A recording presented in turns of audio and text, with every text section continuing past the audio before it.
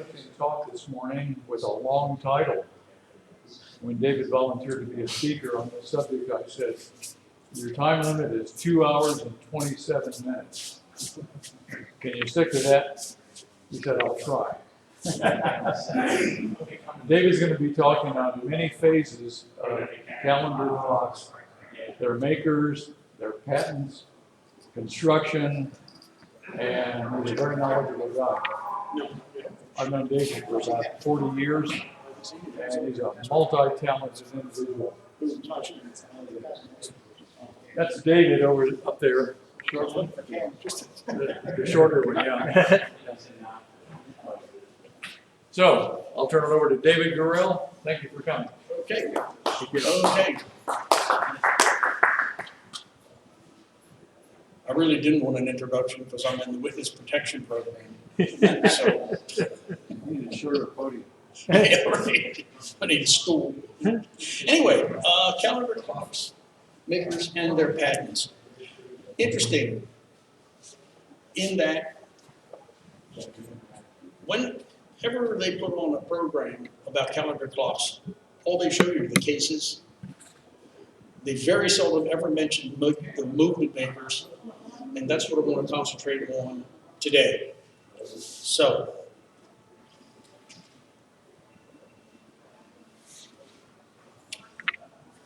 time period we're referring to is 1853 to 1920. They came into production and became very popular right before the Civil War and right during the Civil War, and then right after to the turn of the century, they sort of lost interest, public lost interest in them. They stopped producing them, and by 1920, there was not a calendar clock on the market by any company. So, okay. Why did they become popular? Well, they had been making simple calendar clocks for years, for hundreds of years. Probably even in the Renaissance, some of the clocks they made had calendars, but simple calendars. And we'll explain what we mean by a simple calendar a little later on the talk. Okay? Simple calendars are easy to make. All it takes is 2 years. I'll show you an example of it. Complex calendars are a little more involved. By the 1850s, the industrial capacity of the United States and in Europe as well was getting to the point where they could produce more complex calendar movements, and did so. Okay, but why produce a calendar at all? Well, the novelty factor was one. Increased competition because everybody was looking for some little niche to fill to sell their competitors. So adding a calendar was a little fancier, and it might sell more clocks. Also, the ability, like we said before, the ability to manufacture them became easier at that time period, so they did so. Simple calendars, here we see on your left is an antique grandfather clock with a simple calendar, a nice dial down here. Now, when we made simple calendars, if you had to adjust it for every month that had an odd number of days, it was a simple wheel or a dial with 1 to 31 on it, and you moved the rest. If it was a 30 month, you just moved it from 30 to 1 by hand. You have it here in the middle is the Dutch clock, same sort of simple calendar position. And here's one that's produced even today, and it's simple calendar. You have to move it by hand. Okay, here's what the movements look like. You can see the calendar movement right here. All it is a gear that sits over top the hour pipe. And here we have another one. This is the calendar wheel here. Hand gets put on that, then the hour hand goes over top of that, then the minute hand. Okay, types of calendar movements. There are basically two. One is the simple. It runs off the hour tube. It has to be adjusted or corrected by hand for months with 30 days or 28 days or 29 days. And every four years during a leap year for every 29 days. What's a complex calendar? Complex calendar usually is a separate movement. We'll show you lots of those today. It is attached to the time movement, usually by a rod or maybe a wire, and it's activated as the hands go around twice in a day. The calendar mechanism moves once. Okay, it usually contains a perpetual calendar. Perpetual calendar is one that corrects itself for 30 and 31 day months, also corrects itself for 28 and 29 day months during the leap year, and every 4 years it automatically, so you shouldn't have to adjust it by hand at all. Okay? Now, why complex calendars? Well, here again, for basically the same reasons. Novelty, competition, ability to manufacture, but it's a very complex mechanism and a very complicated and complex mechanism. I'll show you some examples of them later. These mechanical devices are good for repeating, mechanical devices are good for repeating actions or functions on a regular basis over a limited period of time. The clock movements on all of these are quite simple. They do one thing. They have a power supply that keeps the pendulum moving. You also have a power supply that works the chime or the alarm, but it does it all the time. It never changes. You have only 12 indicators on a striking clock. If you have quarter-hour striking or chiming, but it does it the same all the time. Not so with a calendar. And a calendar is quite complex, and this is something I don't think very many people appreciate, is the mechanism and what it has to do. And we'll explain here in a little bit. Okay, calendars are not regular, neither short-term nor long-term. They change. What causes these anomalies or changes? Well, we have basically two systems for determining our calendars. One is the sun, solar. The sun rotates, or excuse me, the earth rotates around the sun. That's an earth year. The moon goes from full to full. That's a lunar month. So you have a solar year, you have a lunar month. However, in a solar year, the rotation of the earth around the sun takes 365 and a quarter days. It's that quarter day that causes all the problems. Hence, that's why we have so many various length months. So if you had 365 and a quarter days and you divide by 12, each month would have 30.437 days. How do you figure in 4.37 of a day? And that's what the calendar manufacturers or inventors were dealing with. If you're not looking at a calendar, it doesn't matter. But what that does the need for leap years. And a leap month of February with 29 days rather than the normal 28 days. Now, where do we get these? Why does that particular number of months?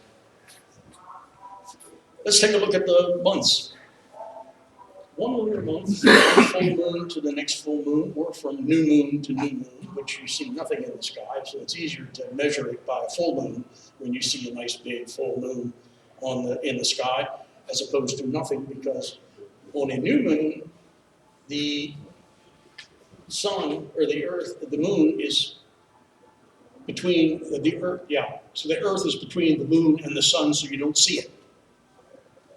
So it's very difficult to measure a day from new moon to new moon, so we always use full moon to full moon. Okay, however, a lunar month is 29 and a half days. Here again, same problem, got half a day. What do you do with it? How do you figure that in? So, if you divide 365 and a quarter days, which is the lunar year, or excuse me, the solar year, by 29 and a half, which is a lunar month, you get 12.38 months in a year. So what do you do with that 0.38? Hence, that's why we have months of different lengths of days and leap years. Now, thus, the even number of days in January, March, May, June, August, and October and December, they have 31 days. 30 days has September, April, June, and November. February has 28 normally, but every fourth year it has 29.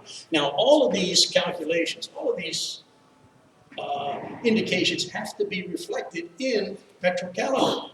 Hence, you can get somewhat of an idea of just how difficult it was to devise a system that do this, especially a mechanical system, because mechanical systems are made to do one thing regularly all the time.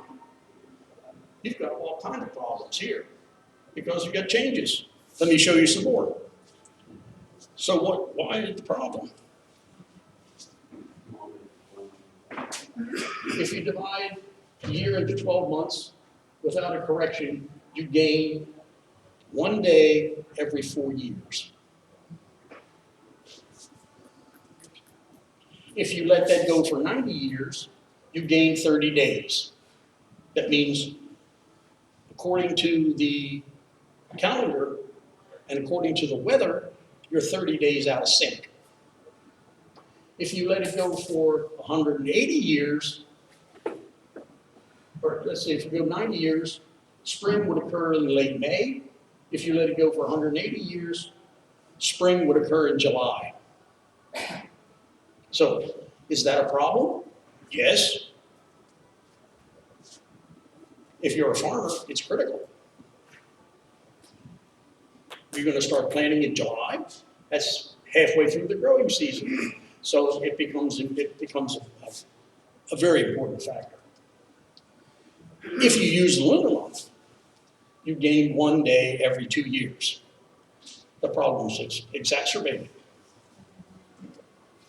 If you use a lunar month, if you go 90 years, you gain 60 days.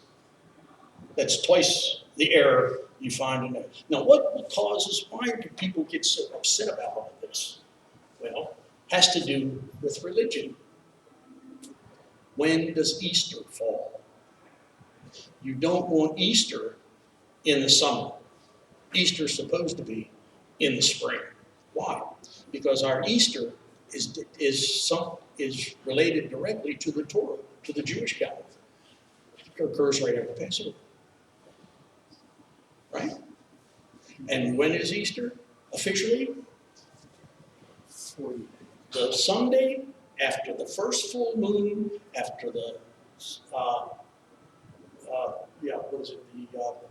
vernal equinox. Any questions? What is the vernal equinox? That is when the sun is directly overhead of the equator, at the equator. You have, so it happens twice a year. It happens in the spring and happens in the fall.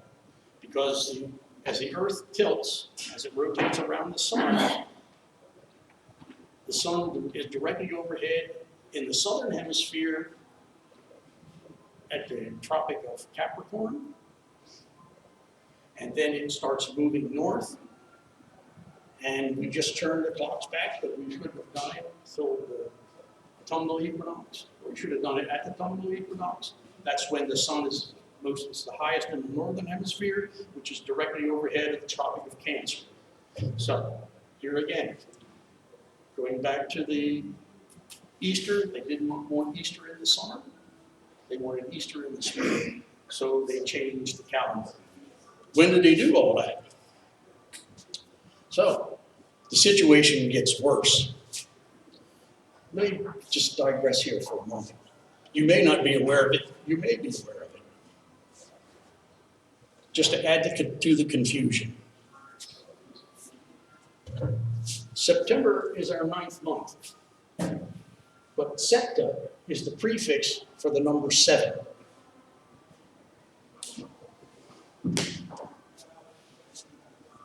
October is our 10th month, but octo is the prefix for the number 8. Octagon, septagon, right? November, our 11th month, but nova is the prefix for the number 9.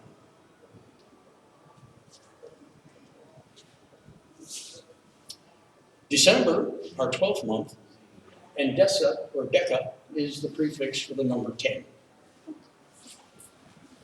Where'd that come from? And why do we still keep it that way? Well,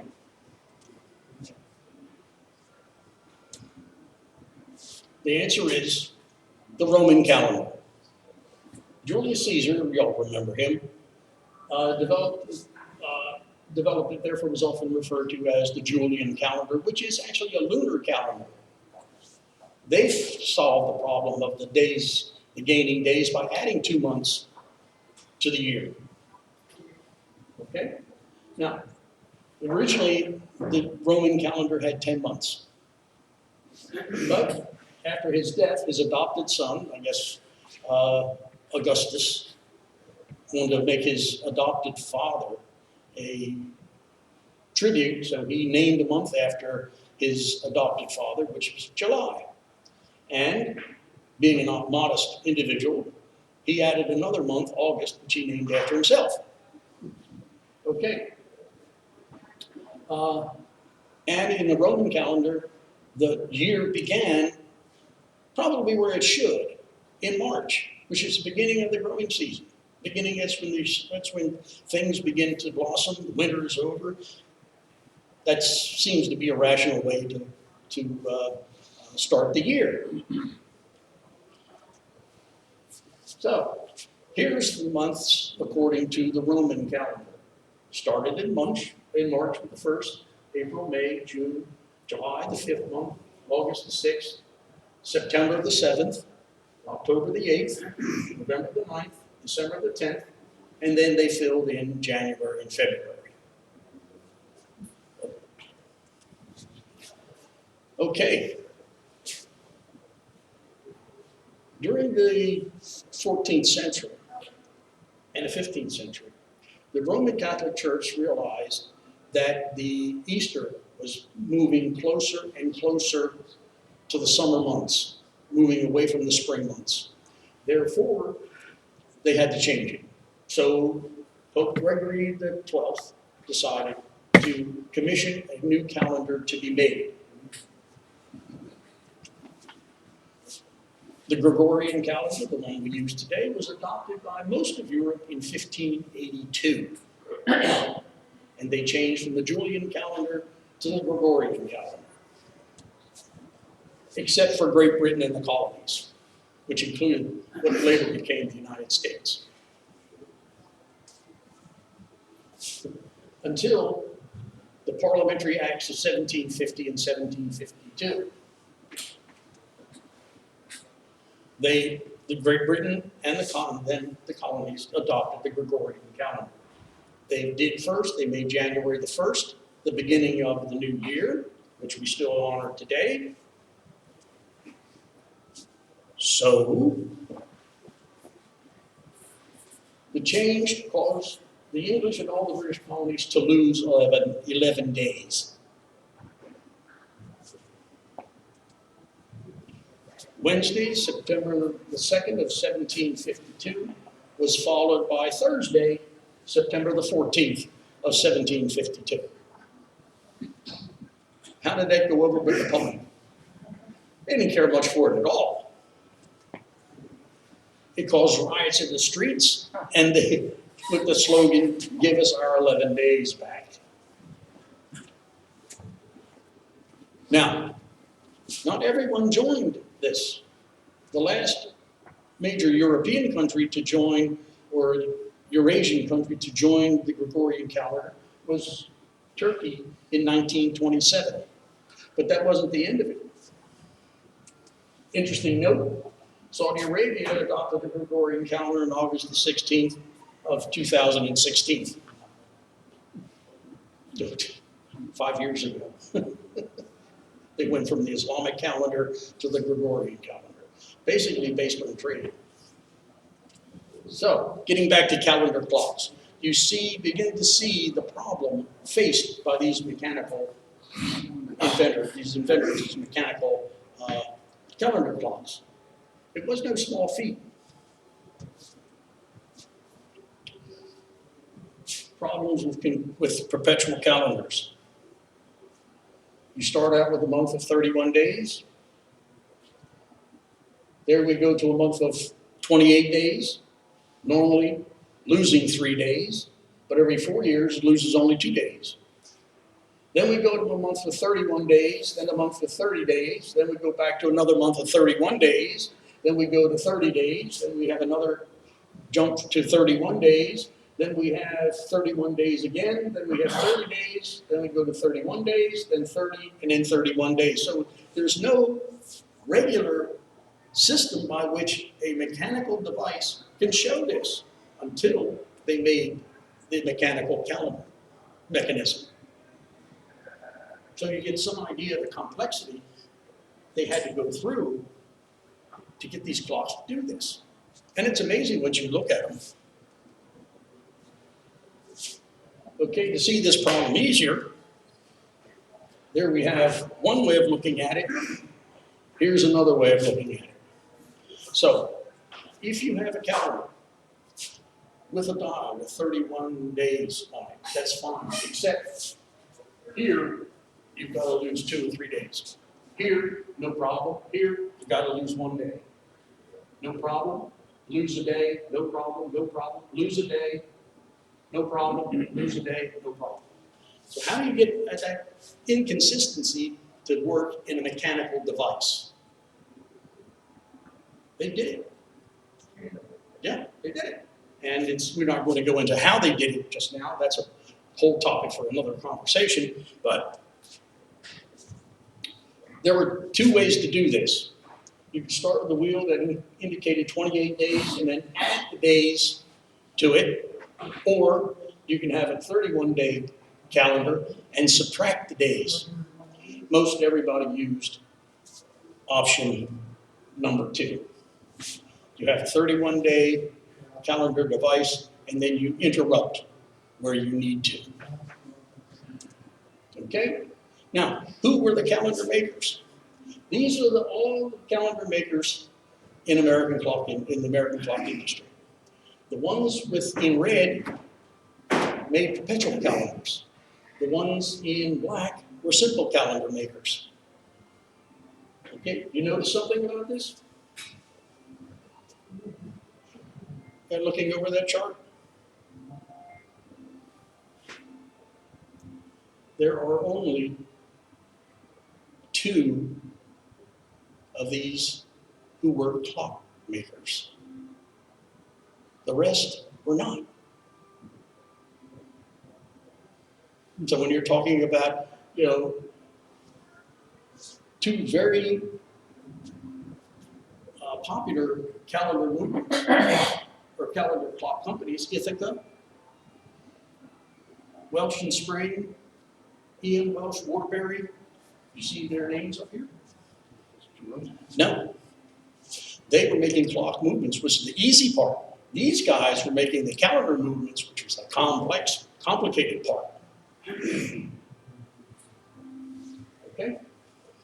So, the first calendar mechanism, H.H. Hawes, in 1853, hence the title, 1853 to 1900. He was awarded patent, his first patent in May the 7th of 1853. The calendar was not perpetual. You had to change the months. Okay? It did not adjust, and it did not adjust for leap years. It did, however, adjust for the various days of the month. The patent was bought by William Atkins and Joseph Barrett of Ithaca in September 19th of 1854. These two guys improved the calendar, making it a complete perpetual calendar movement. Their patent was November 17th of 1857. They sold it to, or Atkins and Barrett sold their patent to Huntington and Platts, who in turn then gave it to James E. and Eugene M. Mix in 1860. They in turn made several improvements on it and patent registered to them in January the 31st of 1860 and again in April the 4th of 1860. And the Mix brothers then sold the entire package to the Seth Thomas Clock Company in 1864. And all the Seth Thomas clocks from 1864 to 1879 were Mix patent calendars. Okay? Here is Hawes' patent. There is the Atkins and Barrett improvements. And here is the Mix calendar clock. And here we have some examples of Seth Thomas clocks with Mix calendar patents. And we have clock number 1, which was in the display. That is a Seth Thomas with a Mix calendar patent. Then we have clock number 2, which also is a Seth Thomas clock with a Mix patent and calendar movement. Okay.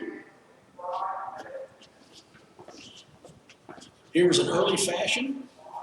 Now fashions came with just a few Mix, but mostly there was another patent change in the Seth Thomas Company in 1876, or 79. We'll get to him. Andrew and Andrews improved the calendar, and Seth Thomas changed over to that. Okay? And by the way, what I did is I had no idea how to group these patents, either by maker or company that used them. I went by dates. So we're going by the date of the patent and listing them in that order. Okay? Galusha Marionville, March the 5th of 1861.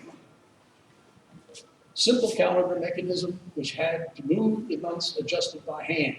This adjustment was done with the use of a pin or not that one.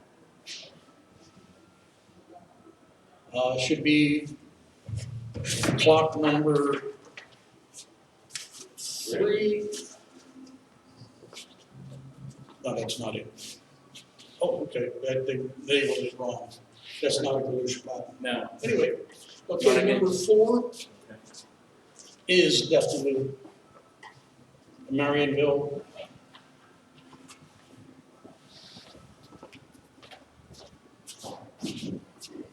Okay. And number 5 is not.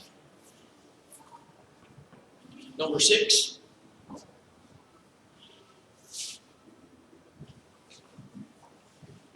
Is,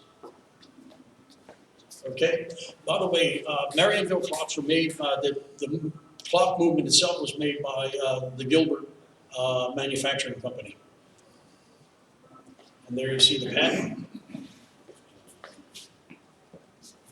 Now we get to one of the more famous clock makers, which was B.B. Lewis. And he made,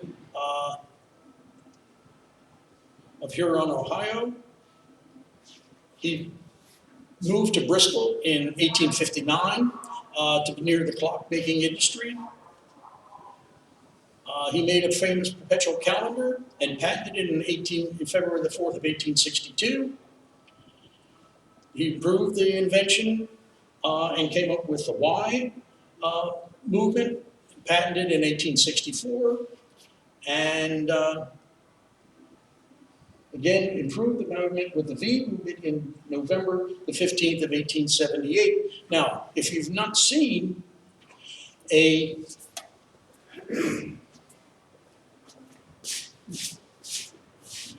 Take that and pass it around. This is the, excuse me just a minute. This is the V movement, and this is the Y movement.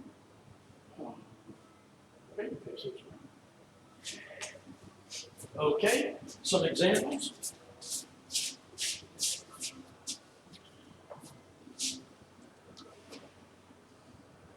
The B.B. Lewis movements, first manufactured by Burwell and Carter in Bristol, Connecticut in 1859 to 62. These movements were used in Ingram's, L.F. and W.W. Carter, Welsh Spring and Company, and the New Haven Clock Company. Here's a look at the pattern. Here's the V movement. Here's the Y movement. These are the patterns for those. And here's one of his clock dials.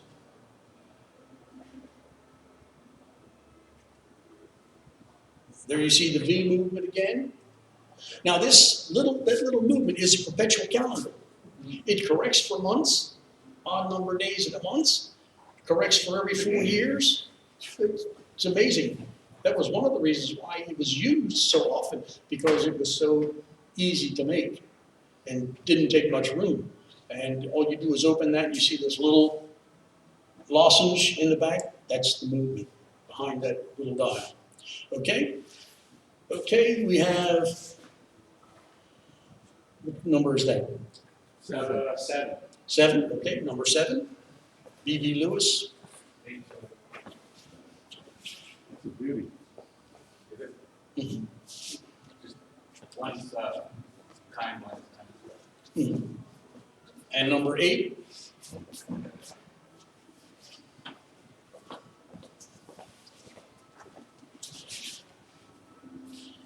Number 9 is a Wagner. Or what? Yeah, is it Wagner? Yeah, Wagner's patent. Mhm.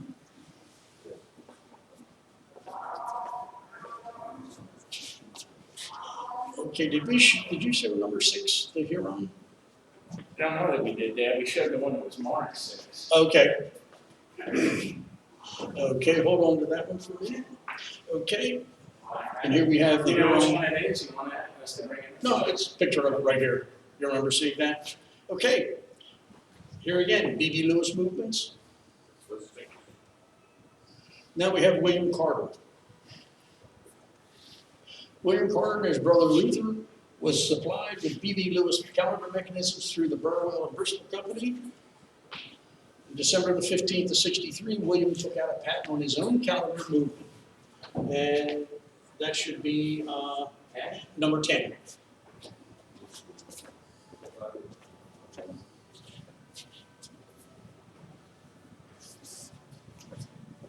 And here we have what the patent looks like. Now we have Laporte, Hubble, Beach, and Mozart. Okay. I don't think we have an example of that.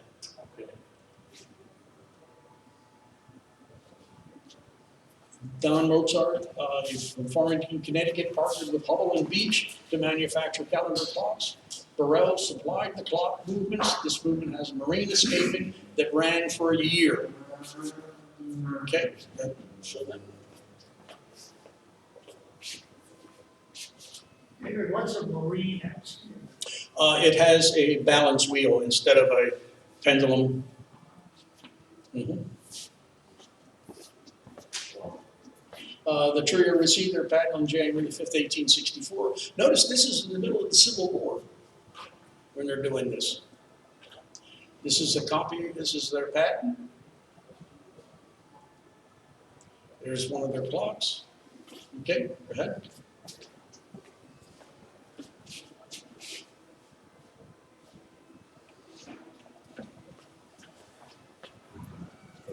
Now, Gail.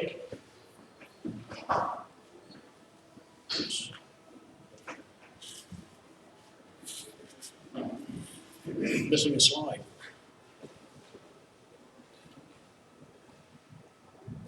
Okay, let's just go right to Horton. Now, Horton is probably one of the calendar movements you'll see most often in Ithaca's. Here is what the calendar movement looks like. And it's a perpetual calendar. You see it has two rollers, one with the day of the week, one with the month. It indicates the day of the month with a arrow or a hand that goes around the outside of the calendar dial.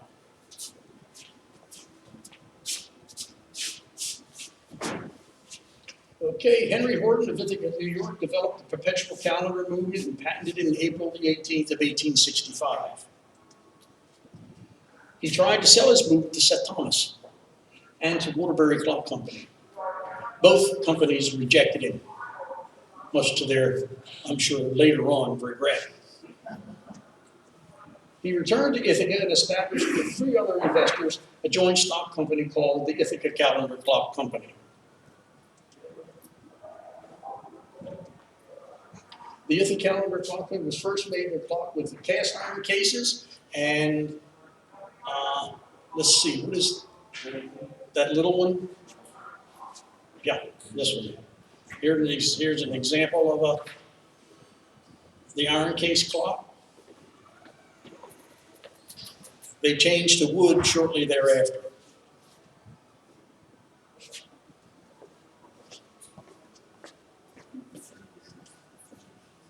The company used clock movements from Hubble, Welsh and Spring, E.M. Welsh Mellon, and E.M. Welsh Manufacturing Company, and a few of them with Pomeroy movements. So you see what you had was you had the Ithaca company making that movement that you're passing around.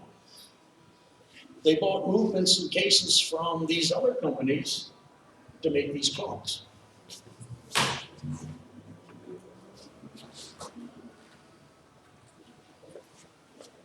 Here's Horton's patent.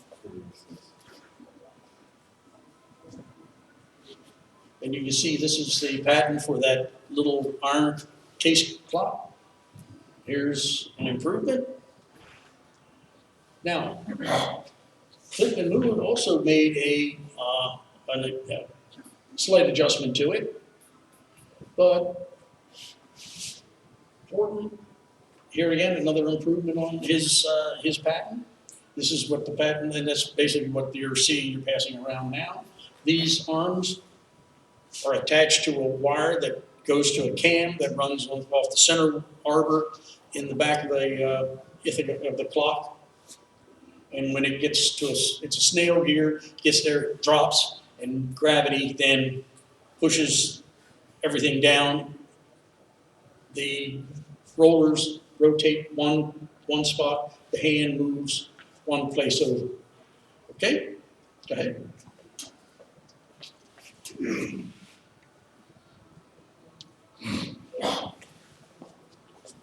Here's how the system works, and here's that large cam. This is the activating arm, which raises this and then drops it, and it actually works by gravity. Okay, here's probably one of the loveliest clocks in the world, the office number 3, or the 3.5 one. Okay. The 3.5 R. Gorgeous piece. 3.5 what? Parlor. P-A-R-L-O-R. Parlor. Parlor. Yeah. And with a, yeah, a nice glass pendulum. That's shit. Yeah. We'll drop that. Okay. So how do you adjust the needle that shows the day of the month? By hand. You just Or push it. it just, when you, for example, if it's clock stops and hasn't been running, Right. yeah, you just push it and it clicks around, it ratchets. You can push it. Yeah, or a lot of times there'll be a wire here, you just jump it, and it jumps the whole thing. Okay, here's 2 examples. There's a 3.5 R. Okay, show that one. This is Southern Clock Company Here again, made by Seth Thomas and, Ithaca with, yeah. Okay.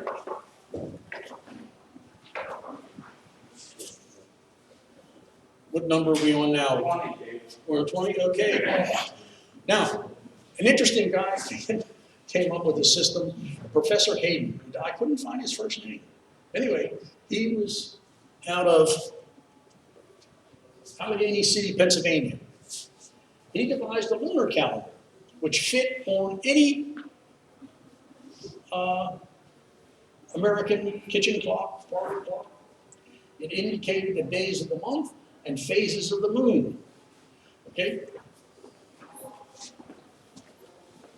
He, in his advertising, he said this performed 20-some functions. It didn't. And he, I think they produced that clock for only a year or two. But it was not perpetual, in other words, you had to move it by hand to make any corrections. Well, it's tough to see too. Yeah. But they're kind of rare because they didn't make many of them. But it had the advantage that he sold the dial, and the dial could be placed on any, the dial in the hand could be placed on pretty much any kitchen clock, American kitchen clock. Okay, and the movements and cases were produced by the Gilbert Clock Company. Okay, it first appeared in the 1879 catalog. It was dropped 1 year later from the catalogs. Whether they produced them after that, I don't think they did, but they may have. Here's what the dial looks like. You can see the phases of the moon here, the indicators, days of the month. Yeah. With the movement, the regular movement behind it, Dave, was it different, or did you could Nope. retrofit that? Yeah, pretty much any, you could take a Seth Thomas. Gilbert made the original movements for Hayden, but if you took the movement in hands, you could put them on any. And it didn't interfere with the back movement? How did it interconnect with it? Just off the power pipe. No kidding. Mhm. That's a pretty good idea. Yeah. Okay, here's the picture of it. Okay, George B. Owen. He developed a simple calendar movement and patented it in 1866. This calendar only indicated the day of the month and had to be adjusted by hand for the 30 and 28 or 29 day months. Okay, that should be 21C. 22. Okay. Yeah.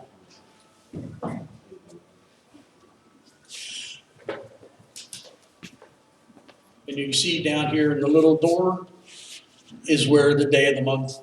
And if you wanted to see, let me have this one for a second.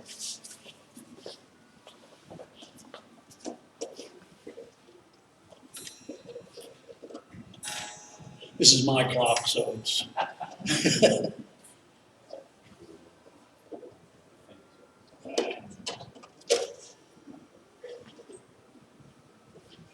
Come on, come on. There we go. You can see how it works.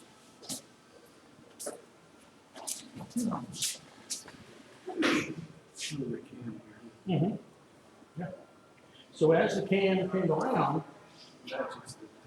it lifted this arm, which moved the dial, and then when it got to 12 noon, you didn't want it to move again. That's when it went in, this little paw flat, and it went open, and then the indicator went inside the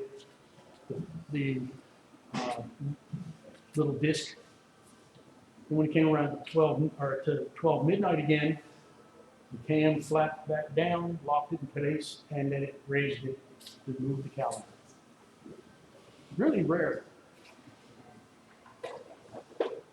Okay. Thank you. And we have one more. The little one works under using the same principle. But interestingly enough, since it doesn't have a door that opens to show you the movement, it's got this little button here that you move up and down, and that adjusts the calendar. Owens patent.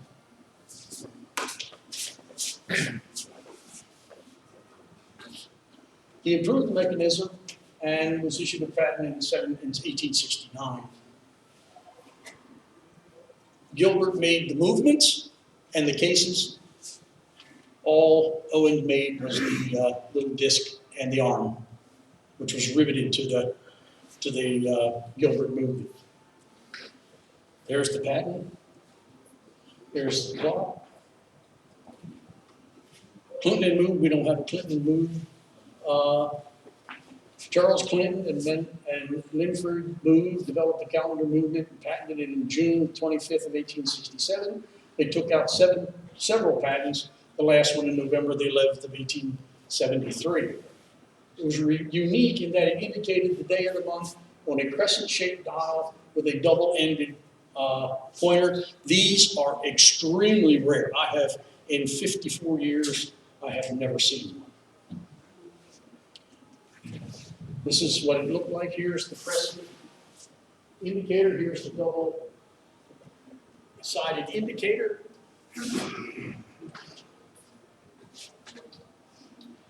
Alonzo Boardman. Boardman of Forestville, Connecticut, patented his calendar movement in July the 2nd of 1867. It was not a perpetual calendar, but it advanced the days by a 30-hour spring that drove the movement for a year. Now, this is the first time you get a calendar that actually is self-motivated, not working off of gravity. It doesn't have a cam that lifts up and drops everything. This one, it has its own power source, a 30-hour spring. And it runs the calendar movement for a full year on that 30-hour spring. There's a line for that thing right there. No, should be here on the side.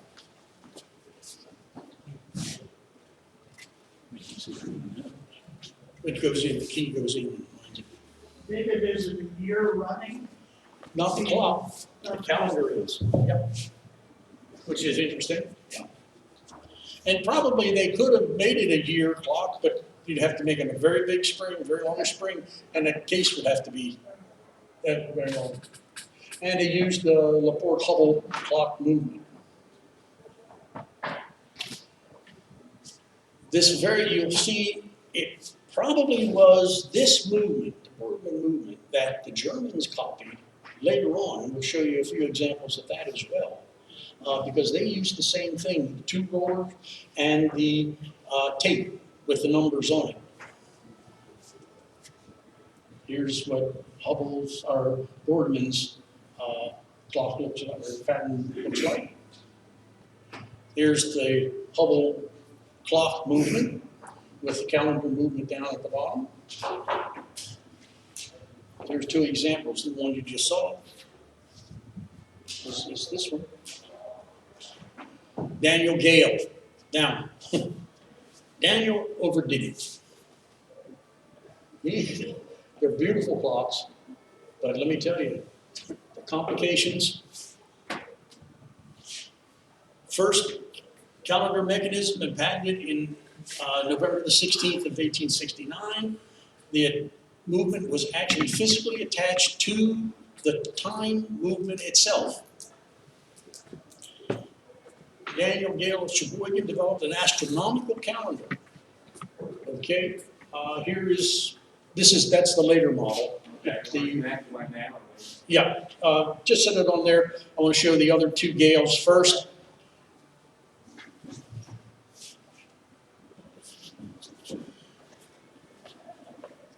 Okay, now take that down, let them see. You have 4 dials and 5 sets of hands on that clock. You have day of the week, you have date, you have month, you have phases of the moon, you have sunrise and sunset for various months of the year. So it really overdid it. This is model number 1, and this is a model number 3. Okay. Take that in close, let them look.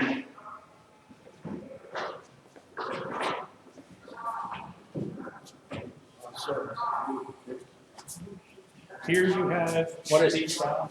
this file shows the month plus sunrise and sunset. That's what the inner numbers are. This one shows the day of the week. This one shows the phases of the moon and the numbers of the lunar days. And then the days of the month are around here. And this is the time. How do you feel about repairing? Oh, Wall hanging. yes, well, repairing them is not that difficult. It's getting them all coordinated properly that is the problem. So, in 1885, that was 1871, the one with the subsidiary dials. This is the 1885 improvement. Notice the improvement, fewer dials.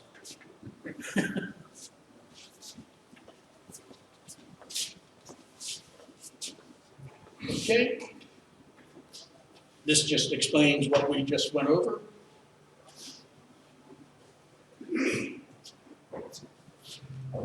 Okay? And the Gale's clocks were produced by Welsh Spring and Company. He made the movements, Gale made the calendar movements, and they put them two together. Here's the patterns. The first dial, second dial. These are the mechanisms behind the dials.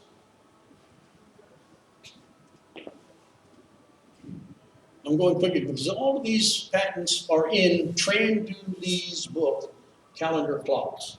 And we got special permission from the present owner of Arlington Books, which is not Trandulee anymore, to use these any way we wanted, as long as we're going to profit by them, and we're not. Okay? Okay. Here's some Gales. Okay, William Terry. This is a distant relation of, Side Street. Pardon me? Side Street. yeah. Mhm. William A. Terry produced a calendar movement and patented it on June the 16th of 1868. It was not a perpetual calendar movement. The calendar movement was used by the Terry Clock Company and Ansonia Brass and Copper. Okay? Gorgeous clock, isn't it? Just. They didn't spare the horses on that case, did they? Okay, here's what the Terry patent looks like, used by the Ansonia Brass and Copper Company. This is the long drop. And you can see, typical of Terry's, that little window right there that shows the month. Okay. More patents. Okay, this is the one you just saw. This one right here. And here's another one.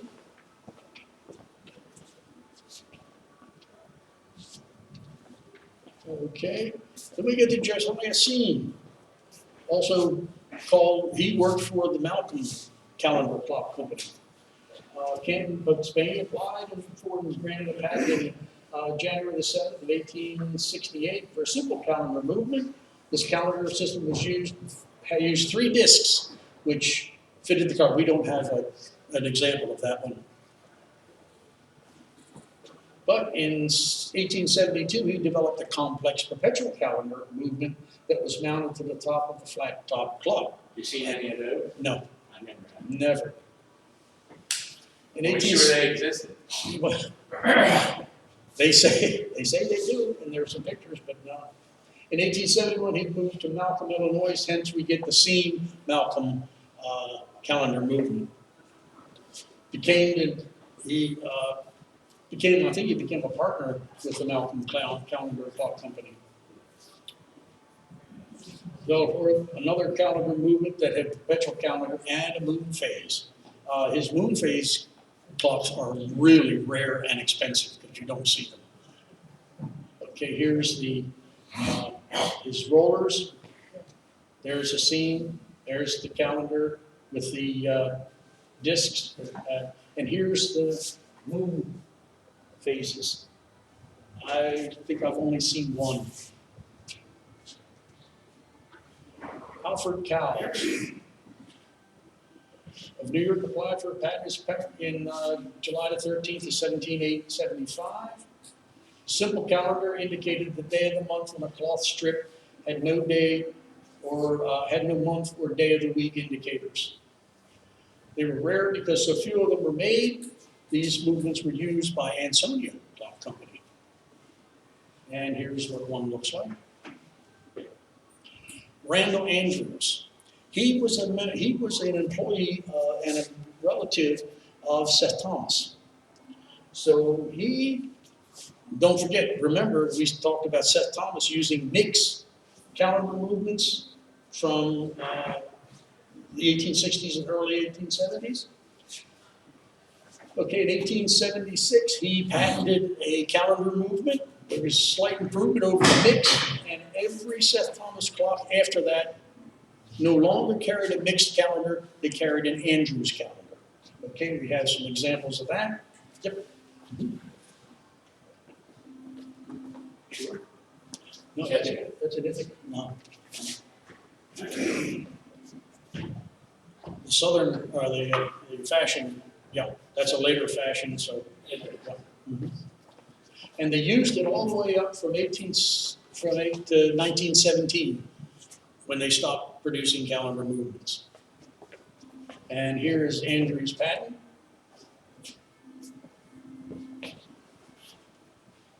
And this is what it looks like.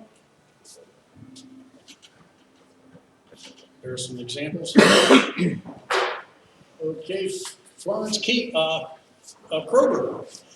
Now he is one who not only made the movements, he made the clock as well on some of his. He also used other companies to produce movements for him, but he did make some movements that are marked Kroger. His simple calendar in July the 31st of 1877 was a disc of 31 numbers rotated with hour wheel. There are very few of these made, and they're very rare. Here is the clock, and here is his internal disc, and that turned with the indicator here at the 12. Another shot of it. Okay. That's not one of his. That's a misplaced slide, sorry. The National Calendar Clock Company. New Haven, for some reason, had the subsidiary company they called the National Clock Company, or yeah, the National Calendar Clock Company, and we have two examples of this. Black dial. There's a very pretty one out on the floor. It was. Yeah. It was simple calendar movement, and there's another one. The OG version. There you see another picture of them. Okay.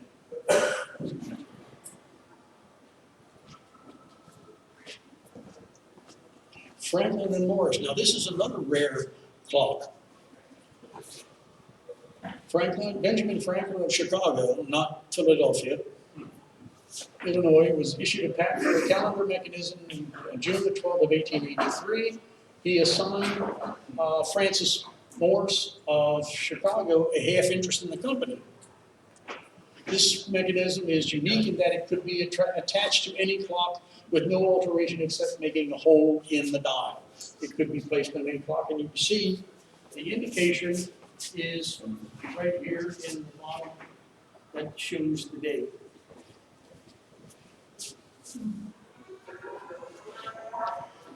And the cases and the movements were Ian Welsh. This is a patent, another part of the patent. That's the clock itself, and you can see right here is the only thing you had to do. You can mount this to any American clock. All you had to do is cut that little hole in there, and it worked fine. Charles Lewis. Now, this is the son of B.B. Lewis. And he patented a movement in June the 1st of 1880. He and his father formed a partnership in 1870. It was known as B.B. Lewis and Son. Here's his movement, and here we have one of his clocks.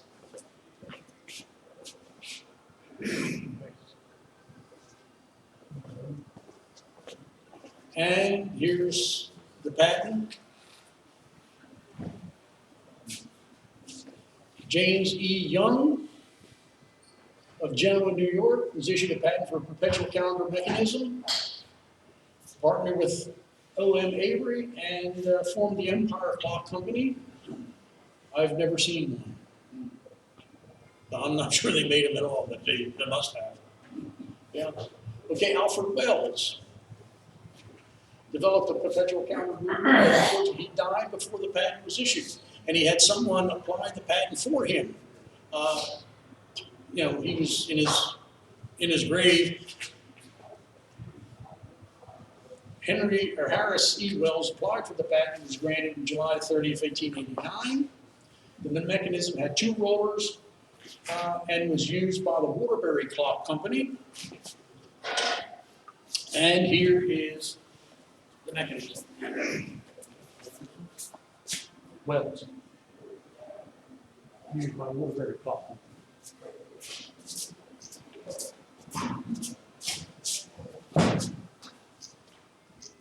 And here's the patent. And here's an example of the clock.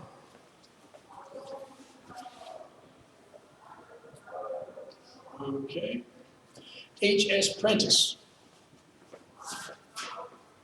Henry Prentice of New York, actually Elizabeth, New Jersey, was issued a patent on our calendar movement in November the 25th of 1890. I received it in August of 1897. Indicate the day of the week on a roller, day of the month on another roller just beneath it. But the day of the month was shown with a drop card system, and we have a very good example of one where you don't have to put the case on it, just show what you got there. So here you have the roller with the day of the week, another roller with the month, and the flip count cards for the day. Yeah. There's another good one out on the floor. I think That is a heavy clock. it is. Yep. Okay. He also offered that timepiece alone without the clock. Interestingly enough, that timepiece could be activated by hand with a string, or they would hook it up to a battery system for you, so you just press the button and it advanced. For the first time that electricity was applied to a calendar movement. Okay. And there's the patent for it. Okay. Charles Fleischdinger.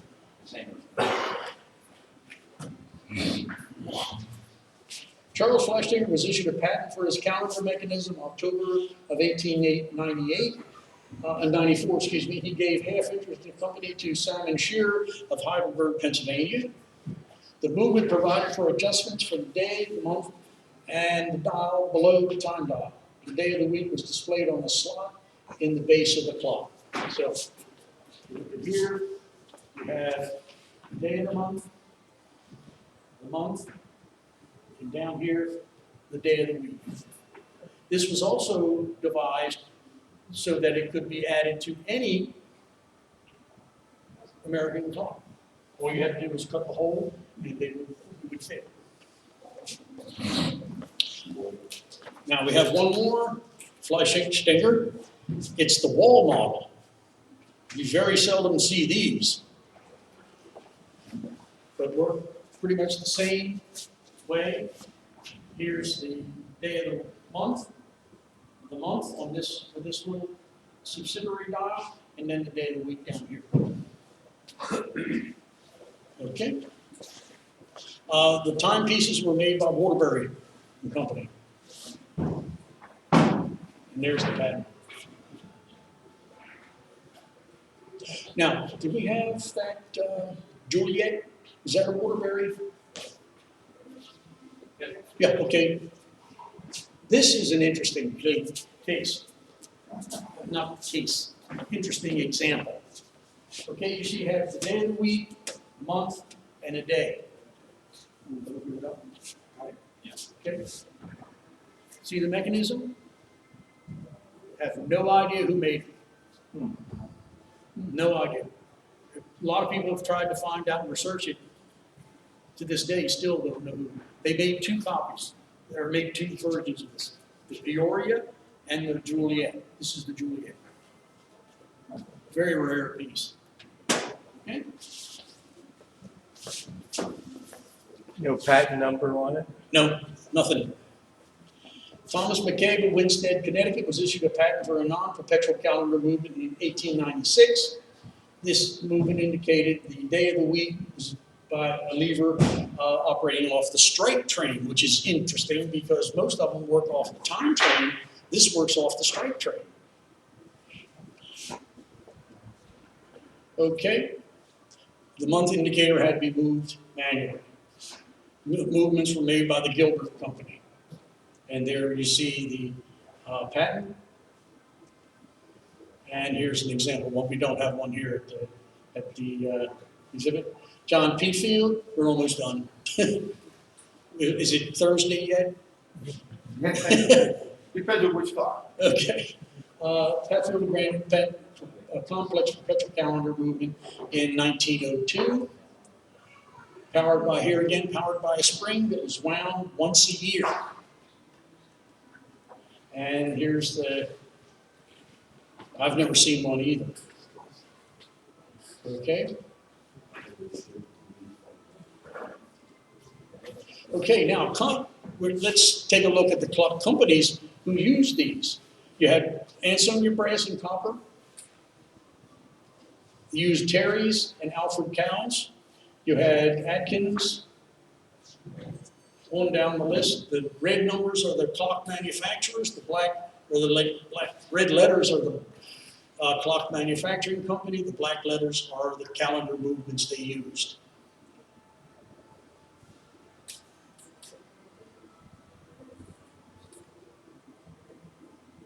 Okay, now, not only did Americans make calendar clocks, foreign countries made calendar clocks as well. Now here we have a Lenskirk. Leopold and Constantine Wild founded the Bruder Wild Urn fabric in 1872. Their main product was the calendar clock known as the Wild System. The factory closed in 1915. The one partner died, the other partner carried on. The partner who died, his son came into the company. The other brother retired, and the company was bought out by Herr Hiller in 1916. He produced calendar clocks for a short time. Anyway, the brother or the son of the partner who first died was killed on the German front in 1915. So if you take a look at this, there's the calendar movement.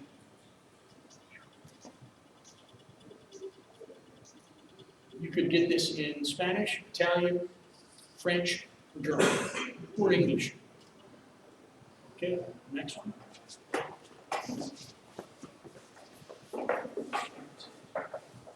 Here's some examples of wild patent clocks made for the German manufacturing.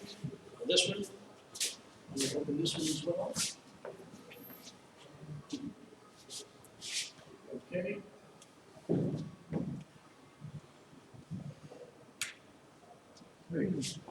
There's the movement. Compare this to the B.B. Lewis movement. This is my clock. Hope so. Okay, and it activates, this comes around. This is pushed down, and it contains its own power source. It's a rather large spring in there. Okay. All right. Here's what the movement looks like. Here's the tripping mechanism here, which is attached to the time movement. Here's the roller with the silk thread. The only problem you have with these is the silk strip wears out. And you can't, where are you gonna find one? This is what the movement looks like. This is the front version, this is the back version, this is another example of it.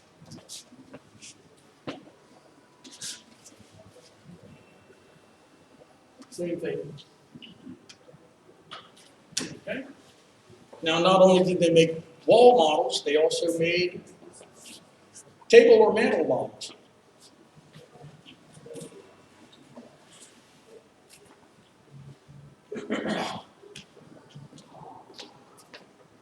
Another German clock, and down here you have the rollers, and then the tape right there.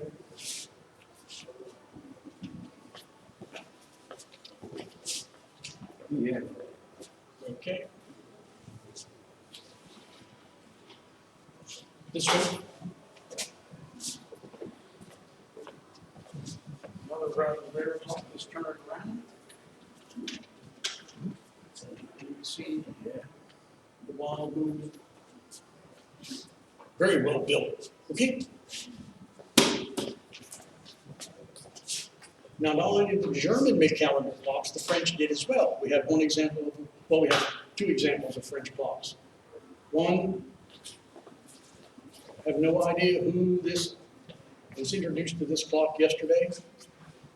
It's a beautiful piece. Take a look in the back. Okay. It was made for the Spanish market because it has the Spanish.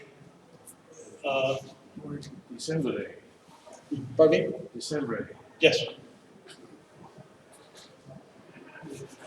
Okay, the French also made simple calendar movements. And down here on this board code, well, you have a hand lying around somewhere. But this is the simple calendar movement here. It also has music box in the bottom. Okay, and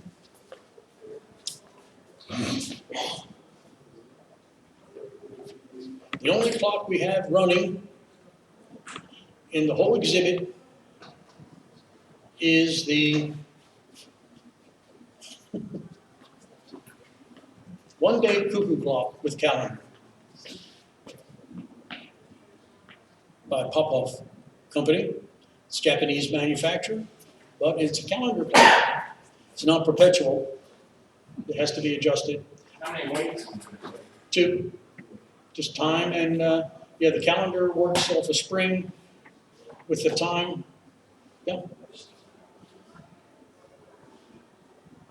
Another example of a calendar, simple calendar made by the company and by the manufacturer himself. This is a 1600s English clock. Boy, is it heavy. It is. But in these days, they made the calendar, it wasn't perpetual. It was simple, but it was made by the clockmaker himself. Okay? Who was the And, maker there? pardon me? Who was the maker? Massey. M-A-S-S-Y or M-A-S-S-E-Y. Now, in the 1920s, we started to go from mechanical movements to electric movements, but still kept calendar movements in there. Here we have two examples, a Bulova and a Hammond, electric movements from the 20s with calendar movements. And They're 8 day. they're electric, yes. Yeah, 365 and a quarter days. Okay. The end. Thank you very much for your patience. I think you'll find another collection of calendar clocks as you have here. Is that all yours or something? No. lot of people donated among them to us. For the presentation. 18 of them were mine. I don't know how many others, but a lot of people. Yeah.